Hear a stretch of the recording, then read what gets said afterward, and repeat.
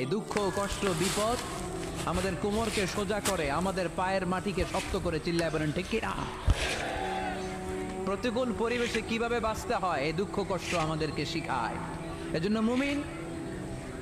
মুমিন বান্দার বৈশিষ্ট্য হচ্ছে দুঃখ কষ্ট বেদনা জ্বালা এগুলোতে সে আপসেট হয় না, সে হাল ছেড়ে দেয় না, সে ভরসা রাখে একজনের উপর। চিল্লায় বলতে হবে তিনি কে? কারণ মুমিন জানে রাত্রি যত গভীর হয় অন্ধকার তমানিসা ভেদ করে সুবহে সাদিক হয়।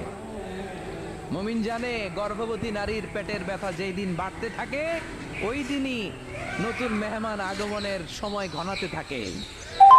মুমিন জানে তার জীবনে দুঃখ কষ্ট বিপদ যত বাড়তে থাকে সুখের দিন কাছে আসতে থাকে। এজন্য মুমিনের হারাবার কিছু নেই। ইন্না মাআল উসরি ইউসরা, ইন্না মাআল উসরি ইউসরা। নবী কষ্টের পরেই আছে আনন্দ, দুঃখের পর